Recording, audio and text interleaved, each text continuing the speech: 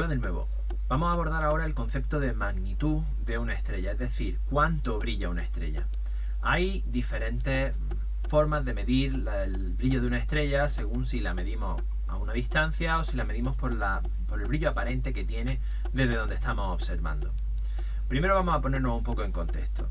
Hace como 2000 años, en el siglo II a.C., un astrónomo, Hiparco de Nicea, estableció un grado, una serie de niveles en los que la estrella podía clasificarse según su magnitud, según su brillo.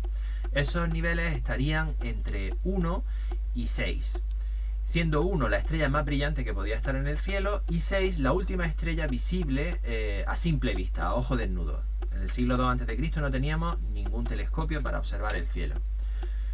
Esa clasificación se arrastró, se llevó a lo largo de toda la historia, pero no fue hasta el siglo XIX, es decir, mucho tiempo después, en que un astrónomo, Norman Pogson, cogió esta clasificación y la reajustó para las nuevas observaciones que se estaban realizando. Pogson cogió efectivamente que la última estrella visible sería esa estrella de magnitud 6 y una estrella muy brillante sería de referencia la magnitud 1. Lo que pasa es que del 1 al 6 lo que le dio fue un valor de 100. De manera que los 5 espacios que hay entre 1 y 6 tenía que dividirlos de alguna forma. Y él estableció una forma exponencial, por así decirlo. Es decir, del 1 al 100 habría 5 espacios, habría 6 magnitudes, y esas magnitudes se dividirían entonces según la raíz quinta de 100. Es decir, cada magnitud sería 2,512 veces más brillante que la anterior.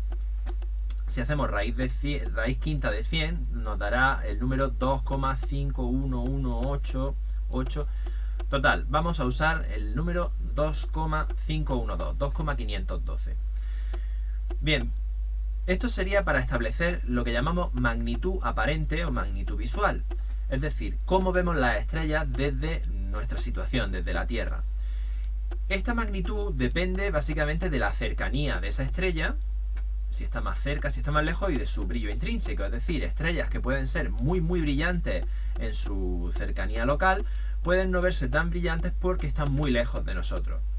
Y otras estrellas que no tengan una especial brillantez, una especial magnitud, aparezcan muy brillantes en nuestro cielo porque están relativamente cerca de nuestra posición del Sol o de la Tierra.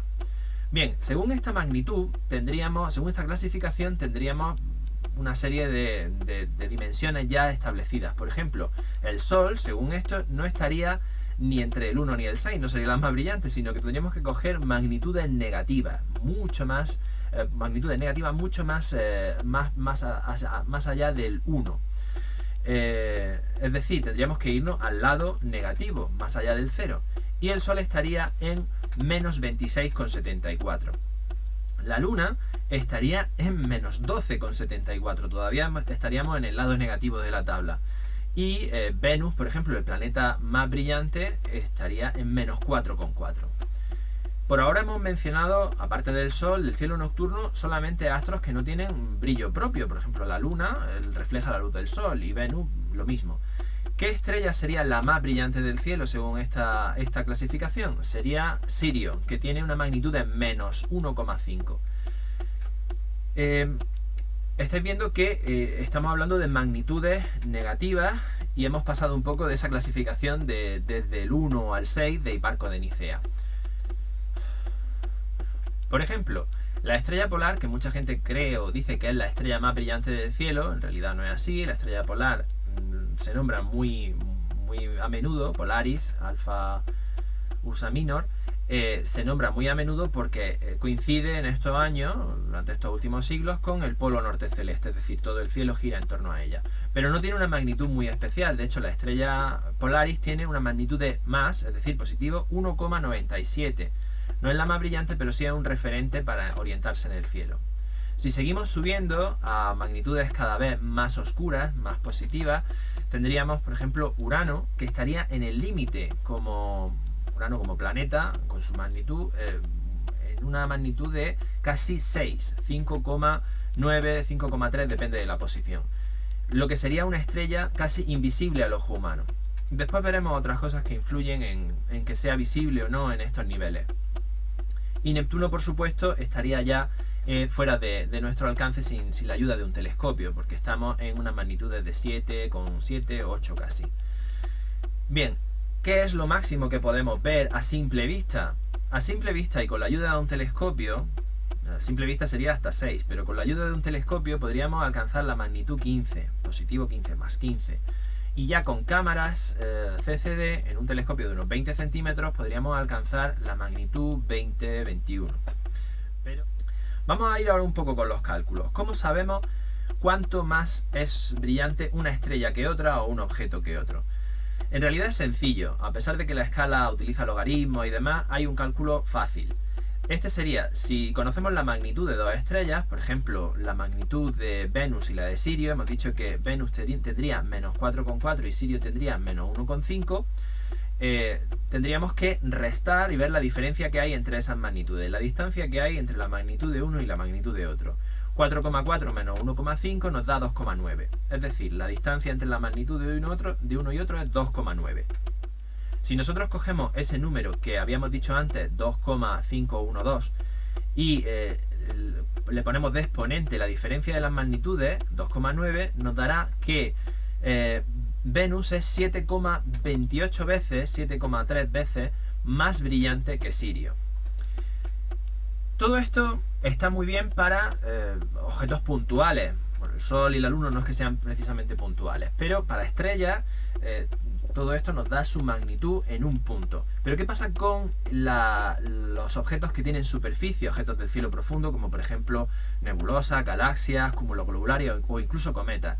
Bien, esto puede llevar un poco a confusión, puesto que en estos objetos la magnitud está expresada por toda la superficie del propio objeto. De manera que la referencia se nos pierde un poco. Por ejemplo, la galaxia de Andrómeda tiene una magnitud de unos 3,16. Positivo 3,16. Si lo comparamos con una estrella, pues estaría cerca de Polaris, por ejemplo. Pero la galaxia de Andrómeda no brilla tanto como la estrella polar. ¿Por qué? Porque tenemos que repartir esa magnitud entre toda la superficie. Y Andrómeda tiene una superficie en el cielo muy grande, casi tan grande como la luna llena. Entonces, toda esa brillantez se pierde en la superficie, se difumina en la superficie de todo el objeto. Con los cometas pasa igual, muchas veces nos llegan cometas que decimos, uy, tiene magnitud 8. Pues no es una gran magnitud porque tenemos que integrarla, dividirla o repartirla por toda la superficie del cometa, la coma, el núcleo, toda la cola. Por ejemplo, el cometa Halley, en su último perihelio, alcanzó magnitudes de 2 positivos, es decir, muchísima magnitud frente a cometas que están viniendo últimamente que tienen magnitud más 8. Y ya son cometas brillantes. En cuanto a la superficie también de otros objetos, por ejemplo, el propio cielo tiene un brillo. Y cuanto más contaminado está el cielo nocturno, va a brillar más. Por lo tanto, esta magnitud, esta forma de medir la brillantez de objetos también nos sirve para ver qué calidad de cielo tenemos. Por ejemplo, un cielo perfecto, un cielo sin ninguna contaminación lumínica, estaría en una oscuridad, aquí nos sirve mucho la parte más alta positiva de la tabla, de más 21,8. Un cielo que tenga una gran contaminación estaría en más 15. Fijaos que más 15 era la magnitud última visible que podíamos ver de una estrella puntual con un telescopio medianamente grande. Esto quiere decir que en una superficie 15 es muchísima luz. Esto sería la magnitud aparente, pero existe otra magnitud que pone a todos los astros por igual, sería la magnitud absoluta. Hasta ahora hemos visto la magnitud según las referencias de observación desde la Tierra, da igual lo lejos o cerca que esté el objeto. Si nosotros cogiéramos esos objetos y los pusiéramos en una especie de rueda de reconocimiento policial, los pondríamos todos a la misma distancia y ahí mediríamos la magnitud aparente a esa distancia. Eso sería la magnitud absoluta. Esa distancia que se ha fijado, para todo igual, sería de unos 10 parsecs. 10 parsecs son en torno a 32 años luz. Y entonces ya todos los objetos estarían a la misma distancia y podríamos medir cuán brillantes son unos respecto a otros. Pero por ejemplo el Sol, que antes hemos dicho que tenía una magnitud de menos 26,74, ahora bajaría a una magnitud de más 4,83. Es decir, sería una estrella vista desde la Tierra bastante tenue. Y, por ejemplo, Sirio, la estrella más brillante del cielo, que tendría una magnitud aparente de menos 1,5, en la magnitud absoluta, a 32 años luz de distancia, tendría más 1,42. Bueno, esto es una forma de moverse en el cielo, de saber cuán brillantes son unas estrellas sobre otras. Y por supuesto, pues poder baremar si un objeto, dependiendo de si tiene superficie o no, va a ser visible desde nuestra localización, dependiendo también de la contaminación lumínica que tengamos. Y la importancia de que mantengamos los cielos oscuros para poder seguir observando todas las estrellas posibles y poder disfrutar de una observación astronómica con todas las garantías y toda la calidad.